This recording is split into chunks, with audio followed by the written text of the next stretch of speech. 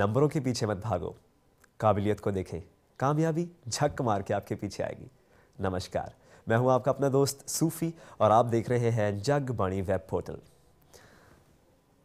इस वक्त यूँ घड़ी इसलिए देख रहा हूँ बिकॉज अचनचेत ऐसे घड़ी देखना मुझे कुछ याद दिलाता है, क्योंकि आज ख़ास मुलाकात में हमारे साथ है एक ऐसी शख्सियत जो बॉलीवुड में बहुत उम्दा काम कर रही है, और ना सिर्फ बॉलीवुड में लेकिन नेशन के लिए, देश के लिए भी कुछ कर रही है।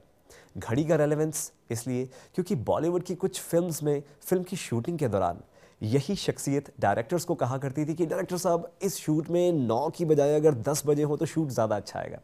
तब वो सब हंसते थे, लेकिन आज इसी चीज़ को परफेक्शन का नाम दिया गया है। जी हाँ, मुंबई से स्पेशली पंजाब जलंधर में आए किस चीज़ की तलाश में, none other than mister perfectionist Aamir Khan आज हमारे साथ हैं। आज सुबह से आप जलंधर में घूम रहे हैं जी। जलंधर के बारे में कुछ बताइए। बहुत ही खूबसूरत जगह है, बड़े मोहब्बती लोग हैं। अच्छा जी। और मैं आई थिंक हम लोग इस एरिया में शूटिंग कर रहे थे रंग दे बसंती की, जब हम आए थे जी, बहुत साल पहले। लुधियाना के पास। हाँ जी। तो even that experience was very good, so it's good to be here, great to be here. Punjab जब आते हैं कैसी फीलिंग आती है? Punjab is a very wonderful place and I still remember जब मैं पहली दफ़ा आया था, हम लोग एक्चुअली रंग दे बसंती के लिए जब मैं आया था वो फर्स्ट टाइम था मेरा। अच्छा। फर्स्ट विजिट था मेरा जी। और जो हमने पहला शॉट लिया था वो गोल्डन टेम्पल में हम एंटर हो रहे हैं, वो हमारा पहला शॉट था। जी। फिल्म का भी पहला शॉट वही था। जी। शूटिंग हमने वहीं से शुरू की थी। अच्छा। And we were there for 2-3 days shooting in golden temple and it was a very wonderful experience. Alright. And then वहाँ से जो शेड्यूल शुरू हुआ, जी। हमने अलग अलग जगहों पर शूट किया और हर जगह पर इतने मोहब्बती लोग मिले हमें।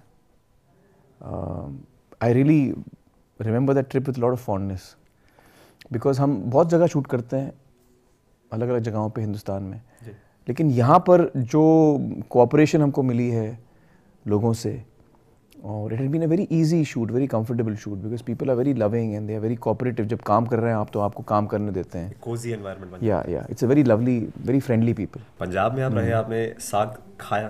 Food is excellent, outstanding food. अच्छा जी। Food is just too good in Punjab. Aamir जैसा हम स्क्रीन पे देखते हैं, पंजाब में आकर के थोड़ा सा नजरअंदाज करता है कि चलो आज कोई बात नहीं, आज मक्खन खा लेते हैं। once or twice। आजकल तो मैं बड़ा स्ट्रिक्ट ट्रेनिंग पे हूँ फॉर धूम 3। हाँ जी। But once you're in Punjab then at least once or twice you have to बनता है। हाँ। Great sir. कुछ एक चीज़ें हैं सर जो हमने थोड़ी सी रिसर्च करके जी बाहर लेके आए हैं। जी। आपसे वो जानना चाहेंगे। लगान हमने फिल्म देखी और उसके अंदर एक मैसेज था कि हमें अपने हक के लिए लड़ना चाहिए, टीम वर्क, यूनिटी बना करके रखनी चाहिए। देन मंगल पांडे फिल्म थी, उसमें भी एक मैसेज था, देश की भावना सामने आती है, आज़ादी की भावना सामने आती है। तारे ज़मीं पर अगेन ऑटिज्म, एक पर्टिकुलर प्रॉब्लम के ऊपर एक मैसेज था। 3 इडियट्स अगेन एक मैसेज था कि आपको फोर्सफुली किसी प्रोफेशन में नहीं जाना चाहिए, वो प्रोफेशन करो जो आपका मन कहता है, जो आपका दिल कहता है। नाउ तलाश में हम क्या मैसेज ढूंढ रहे हैं, क्या आइडिया है इस फिल्म का? तलाश बेसिकली एक सस्पेंस फिल्म है, और सस्पेंस में ये कहानी मुझे बड़ी रोमांचक लगी। कब क्या हो रहा है, क्यों हो रहा है जी। वो बिल्कुल आसानी से समझ में नहीं आता। Your mind is trying to understand, तो इंट्रीग वैल्यू बड़ा अच्छा है इसका। लेकिन जब मैं कहानी सुन रहा था पहली दफ़ा तो मैंने रियलाइज़ किया कि ये सस्पेंस कहानी तो है ही, लेकिन उसके साथ साथ बड़ी एक जज्बाती स्टोरी है। इसका जो दिल है कहानी का वो बड़ा जज्बाती है। It's basically at its heart it's a story about coming to terms with loss. Okay. और हर इंसान जो है, हम में से हर इंसान, हमेशा हमें डर लगता है कि हम किसी ऐसे व्यक्ति को, ऐसे इंसान को ना खो दें जो हमारे बहुत करीब है। या तो हम ऐसे इंसान को खो चुके हैं जो हमारे बहुत करीब है और उसका घाव हमें है जी। या आगे चल के हम किसी ऐसे व्यक्ति को खोएंगे। यही ज़िंदगी की सच्चाई है, हम सबको एक ना एक दिन जाना है जी।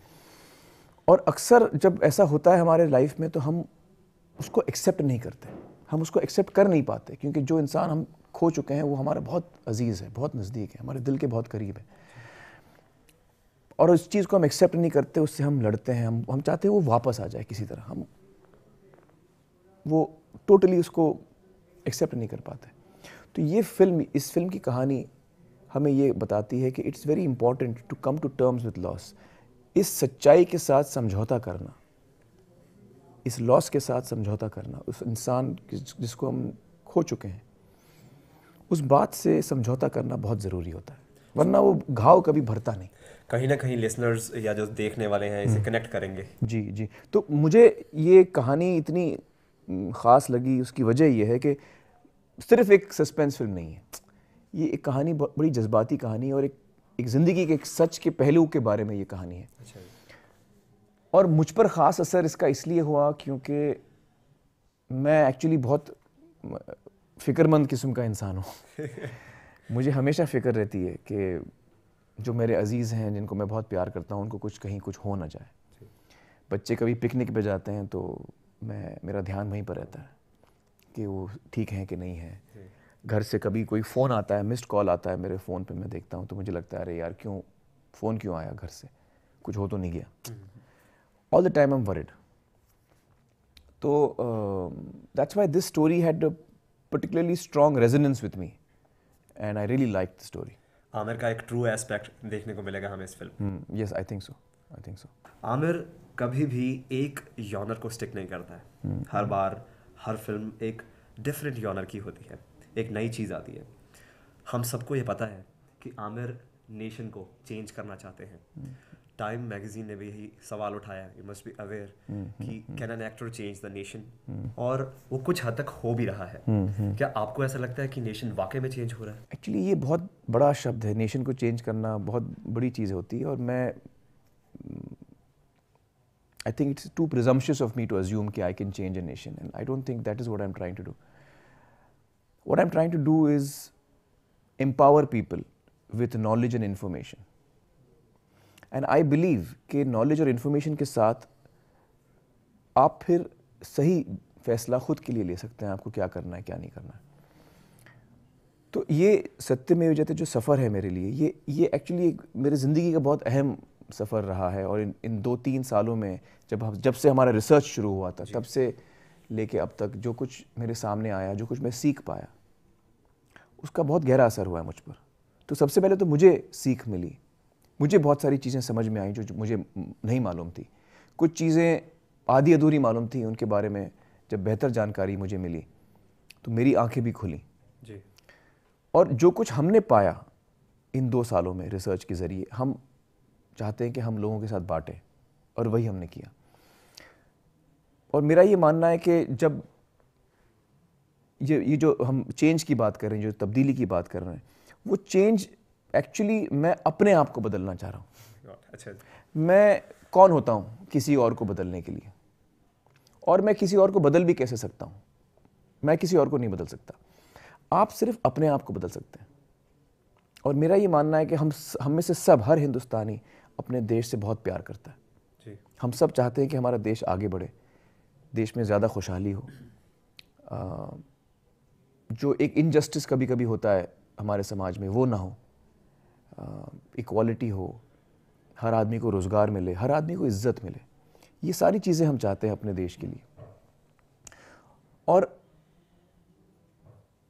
तो लिहाजा अगर मैं कुछ चीज़ गलत कर रहा हूँ, या मुझसे कुछ ऐसा काम हो रहा है जो शायद मुझे नहीं करना चाहिए, अगर उसके बारे में मुझे अंदाज़ा हो जाए, उसके बारे में एक क्लैरिटी आ जाए मेरे माइंड में जी। तो हो सकता है मैं अपने आप को बदल सकता हूँ। और अगर मैं अपने आप को बदल सकता हूँ और अपने इर्द गिर्द जो मेरे परिवार है उसमें ये तब्दीली ला सकता हूँ, तो वही बहुत बड़ी बात है। जी। And that is what we are trying to do. बहुत ही सकारात्मक पॉजिटिव विचार है सर आपके। लेकिन इससे जो मेरे मन में सवाल आ रहा है, Aamir Khan is an actor and we all know कि आमिर खान नेशन को बदलने की, अपने आप के अंदर बदलाव लाने की, इस सिस्टम को बदलने की पूरी कोशिश कर रहे हैं। बॉलीवुड बहुत बड़ा है, मैं ये नहीं कहूँगा कि बॉलीवुड के अंदर और जो एक्टर्स हैं वो ऐसा क्यों नहीं करते हैं, लेकिन कुछ एक नाम लेने हो, सलमान खान है, शाहरुख खान जी हैं, वो ऐसा स्टेप आपके अकॉर्डिंग क्यों नहीं लेते हैं? या हम इसे कहें कि बॉलीवुड सिर्फ कमर्शियल की तरफ ज़्यादा झुकाव क्यों है?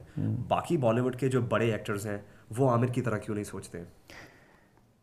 देखिए, हमें एक्चुअली किसी और के बारे में ऐसा नहीं सोचना चाहिए, और उसकी मैं आपको वजह बताता हूँ। आई जेन्युइनली फील कि हर आदमी को अपने दिल को फॉलो करना चाहिए जी। और जो आपका दिल चाहे, जिसमें आपको खुशी मिले, आपको वो काम करना चाहिए। एक फिल्म एक्टर का जो मेन रिस्पॉन्सिबिलिटी जो होती है वो समाज को बदलने की उसकी रिस्पॉन्सिबिलिटी नहीं होती जी। फिल्म इंडस्ट्री की जो मेन रिस्पॉन्सिबिलिटी होती है, जो उनका असली काम है फिल्म इंडस्ट्री का, अगर कोई फंडामेंटल रिस्पॉन्सिबिलिटी है, बुनियादी रिस्पॉन्सिबिलिटी, बुनियादी जिम्मेदारी है, वो है लोगों का मनोरंजन करना।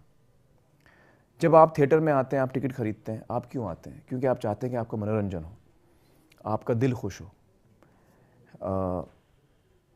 आपका दिल बहले। तो ये मेन काम है फिल्म मेकर्स का, एंटरटेनर्स का, ये हमारा मेन काम है। और मुझे लगता है कि पिछले 100 सालों में हिंदुस्तानी जो फिल्म इंडस्ट्री है, अलग अलग भाषाओं में, ये काम अपनी जो बुनियादी जिम्मेदारी है पूरी तरह से निभा रही है। हम इतने बड़े मुल्क को एंटरटेन कर रहे हैं, इतने ज़्यादा हमारी आबादी है, हम ये बहुत, और लोगों को एंटरटेन करना, उनका दिल बहलाना, ये बहुत बड़ी जिम्मेदारी होती है। बिल्कुल है। तो ये जो काम है, ये हमारा मेन काम है जी। और ये हम बखूबी कर रहे हैं। ये शाहरुख भी कर रहे हैं, सलमान भी कर रहे हैं, सारे एक्टर्स ऐसा कर रहे हैं जी। और अगर कोई सोशियोलॉजी का लेसन चाहता है कोई इंसान, तो वो कॉलेज जाता है, सिनेमा घर में नहीं आता। बिल्कुल। लेकिन इसके अलावा अगर मेरा मन कहता है कि यार मुझे कुछ करना चाहिए, तो मुझे करना चाहिए। ठीक। आपका मन करता है कि आप कुछ और करें, तो वो आपको करना चाहिए। जी। एटलीस्ट सारे एक्टर्स जितने हैं, जितने फिल्म मेकर्स हैं, एटलीस्ट वो अपनी मेन रिस्पॉन्सिबिलिटी पूरी कर रहे हैं और वो है लोगों को एंटरटेन करना। ये जो मैं कर रहा हूँ, ये मेरा एक पर्सनल इंटरेस्ट है, इसमें मेरा दिल इसमें लगा है, तो मैं कर रहा हूँ। हर आदमी क्यों करे ऐसा? और हर आदमी को, मतलब हम ये, वो अगर कोई ऐसा ना करे तो हम उसको छोटा या बड़ा नहीं मानते। और ये जिम्मेदारी अगर सबको करनी चाहिए, अगर आपका ये कहना है कि नहीं, हर आदमी को सोशली कंट्रीब्यूट करना चाहिए, तो वो सिर्फ फिल्म इंडस्ट्री में रिस्ट्रिक्टेड नहीं होना चाहिए, वो सबके लिए होगा। फिर वो हर हिंदुस्तानी के लिए। जी। क्यों हम सिर्फ फिल्म वालों को ये सवाल पूछें? क्यों ना हम पत्रकार को भी ये सवाल क्यों ना पूछें? क्यों ना हम बस कंडक्टर को भी ये सवाल क्यों ना पूछें? क्यों ना हम बिजनेसमैन को ये सवाल क्यों ना पूछें? क्यों ना हम लॉयर को ये सवाल क्यों ना पूछें? तो फिर या तो हर हिंदुस्तानी ये जिम्मेदारी उठाए। जी। मेरा ये मानना है कि जब आप कोई काम करते हैं जो दिल से आप करते हैं, तभी आप उसको ठीक तरीके से कर पाते हैं। तो जो आपके दिल में है वो आपको करना चाहिए, और अगर आपके वो चीज़ दिल में नहीं है, दिल से वो आवाज़ नहीं उठ रही है, तो ना करें, ऐसी कोई बात नहीं है। ये मेरा मानना है। आमिर, और सिर्फ आमिर हमेशा अकेला क्यों आगे चलता है? Why not other actors from Bollywood? उसी सवाल से मिलता जुलता है कि आप ही हमेशा क्रिएटिव आइडियाज़ लेके आते हैं, कुछ भी अलग करने की। और क्रिएटिव पर्सन नहीं, ये पूरी तरह से परफेक्शनिस्ट तो है, क्रिएटिव पर्सन भी टैग आपको मिलना ही चाहिए। Why not other actors? सवाल ये कि और कोई क्यों नहीं? एक्चुअली मैं आपको बताऊं, film making is a team effort. तो आप जो मेरा काम देखते हैं, और मुझे खुशी है कि आपको मेरा काम पसंद है, और मुझे खुशी है कि आपको लगता है कि मैं अलग अलग किस्म के किरदार करता हूँ, और करता भी हूँ, क्योंकि मुझे लगता है कि मैं दोबारा वो चीज़ क्यों करूँ। I want to surprise my audience, I want to surprise my self, I want to create new challenges for my self. तो इसमें मुझे, इस तरह काम करने में मुझे मज़ा आता है। अब चक्कर ये है कि लोग मुझे देखते हैं, मेरा चेहरा देखते हैं, और जो फिल्म मेरी कामयाब होती है या उनको पसंद आती है, जैसे आपको पसंद आती है, तो उसका सारा क्रेडिट आप मुझे दे देते हैं, जबकि एक्चुअली बात कुछ और है। अगर आप 3 इडियट्स ले लें, या आप तारे ज़मीं पर ले लें, या रंग दे बसंती ले लें, कोई भी, लगान ले लें, ये सारी फिल्में जो हैं मैंने नहीं लिखी हैं। लगान आशुतोष ने लिखी है, उसका आइडिया था। दिल चाहता है फरहान ने लिखी, उनका आइडिया था। तलाश रीमा ने लिखी, जोया ने लिखी साथ में, उनका आइडिया था। सरफरोश जॉन मैथ्यू माथन ने बनाई। आप मॉडेस्ट बने? नहीं, मैं मॉडेस्ट नहीं, मैं सच बता रहा हूँ। आप क्रेडिट नहीं? नहीं, मेरी बात मानिए। क्या है, ये लेखक जो है वो बड़ा इंपॉर्टेंट इंसान होता है, क्योंकि जब कुछ नहीं होता तब लेखक उसकी शुरुआत करता है। उसका एक आइडिया आता है उसके जहन में, और वो सोचता है, वो एक फिक्टिशियस कहानी बनाता है, किरदार बनाता है, उन पे काम करता है। 1-2 साल वो मेहनत करके पूरी स्क्रिप्ट तैयार करता है। जी। बहुत बड़ा काम है ये। उसकी स्क्रिप्ट पसंद आती है तो हम उसके साथ जुड़ते हैं। जी।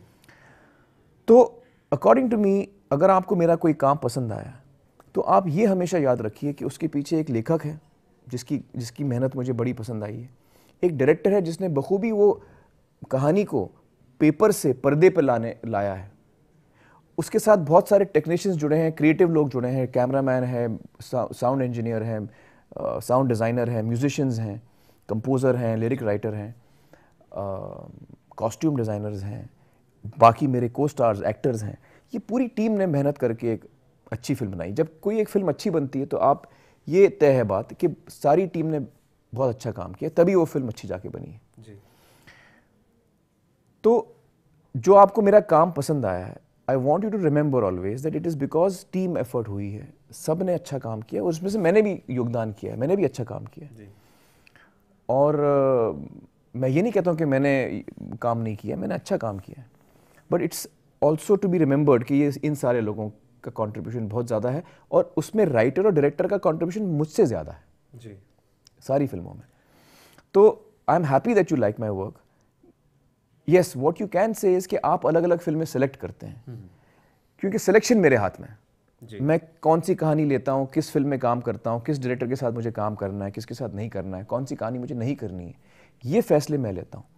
तो इस चीज़ का आप मुझे बेनिफिट दे सकते हैं कि मेरा चॉइस अच्छा है या मेरा चॉइस आपको अच्छा लगा जी। कि मैं अलग अलग किस्म की फिल्में चुनता हूँ और जो भी मैं चुनता हूँ वो अच्छी बनती हैं फिल्में। तो जो सिलेक्शन है, I think I am quite happy with my selection, but the effort going in, the talent going in is of team effort. Selection की हमने बात की है, जल्दी से वाइंड अप करते हैं जी जी। सिलेक्शन में आप कास्ट एंड क्रू, जब आप अपनी को हीरोइन के बारे में भी कुछ सोचते हैं कि ये पर्टिकुलर हीरोइन चाहिए, ये इसके साथ जचती है या ये ज़्यादा सूट करेगी या अगर मैं इसके साथ काम करूंगा तो इनके साथ फिल्म ज़्यादा हिट हो जाएगी, इस डिसीजन में मैं इन्वॉल्व बहुत कम होता हूँ।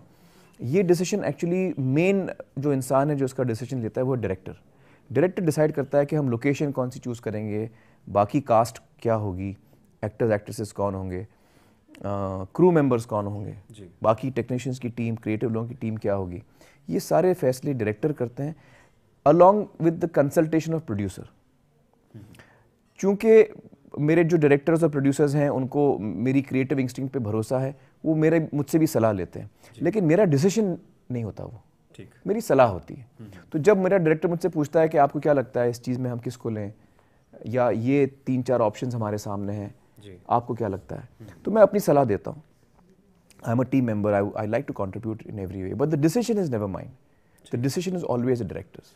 कैरेक्टर अडॉप्शन के लिए आमिर बहुत परफेक्ट है। एक बार फिर से मैं एक एग्जांपल कोट करना चाहूँगा। आई एम श्योर आपने फिल्म देखी होगी बैटमैन, हीथ लेजर जिसके अंदर एक कैरेक्टर थे, और ऐसा कहा गया, ऐसा सुना भी गया, ऐसा पढ़ा भी गया कि वो अपने कैरेक्टर के अंदर इतना डूब गए थे कि उन्होंने सुसाइड अटेम्प्ट कर लिया। आप जब एक कैरेक्टर में डूब जाते हैं उसका असर आपकी निजी जिंदगी पर, पर्सनल लाइफ पर पड़ता है। आप 1-1.5 साल के एक फिल्म प्रोजेक्ट में हैं, अब उस कैरेक्टर को जी रहे हैं, उसके अंदर आप कैसे डूब जाते हैं सर? वो क्या सक्सेस वो कैसे करते हैं? वो क्या मंत्र है कि आप एक कैरेक्टर, एक जिंदगी जी लेते हैं उसके साथ? एक्चुअली डूब तो जाते हैं हम लोग और उसका असर भी हम पर छूटता है। दोनों चीज़ें होती हैं। जब फिल्म बनती है तो मेरा कुछ उस किरदार में चला जाता है, उस फिल्म में चला जाता है, और कुछ उस फिल्म का मुझ में रह जाता है। दोनों चीज़ें होती हैं और उस किरदार का कभी कभी असर मुझ पर रहता है, और तो कभी कभी ये डेंजरस भी साबित होता है। लेकिन I don't know, Heath Ledger का I don't think he committed suicide because of that. It's not right to assume that, but of course he was a very talented actor and it's very sad that we have lost him. He is a wonderful talent. मेरी कोशिश ये होती है कि जब मैं shot दूं तो मैं एक सेमी कॉन्शियस स्टेज में रहूं। I should be lost enough to be the character for the moment and believe that I am that person, और मेरे साथ ये सारी चीज़ें हो रही हैं, वाकई हो रही हैं। तो वो बिलीफ जो है वो मोमेंटरीली, वो शॉट के दौरान आप आधा खो जाते हैं कि आप वो किरदार आप बन जाते हैं। हाँ। अब आप पंजाब में आए हैं तो पंजाब के लिए भी कुछ कह के जाएंगे। पंजाबी सिनेमा बहुत ग्रो कर रहा है। जी हाँ, मैंने सुना, मुझे बड़ी खुशी हुई। मुझे बहुत खुशी होती है जब मैं सुनता हूँ कि रीजनल लैंग्वेजेस में जो फिल्में बन रही हैं उनकी तादाद बढ़ रही है, उनकी तरफ लोगों का झुकाव बढ़ रहा है। क्योंकि मेरा ये मानना है कि जो हमारा जो देश है, it is a wonderful collage of different cultures. Punjab ले लें, महाराष्ट्र ले लें, गुजरात ले लें, बिहार, यूपी, साउथ के तमिलनाडु, केरला, हर जगह, बंगाल। तो मेरा ये मानना है कि किसी भी रीजन का जो कल्चर है या उसके जो जज्बात हैं या उसकी सोच है, ये सारी चीज़ें उसकी ज़बान में होती हैं। और जब आप अपनी ज़बान खो देते हैं तो आप अपना कल्चर खो देते हैं, अपना इतिहास खो देते हैं, अपनी हिस्ट्री खो देते हैं, अपने जज्बात खो देते हैं। You lose a lot when you lose your language. So I am very happy to know कि पंजाबी फिल्में जो हैं उनमें एक नया जोश आया है और ज़्यादा बन रही हैं और लोगों का झुकाव, ऑडियंसेस का झुकाव भी उनकी तरफ बढ़ रहा है। ये बड़ी खुशी की बात है। थैंक यू सो मच, आपने अपना इतना प्रेशियस, इतना कीमती समय स्पेशली यहाँ के लिए निकाला।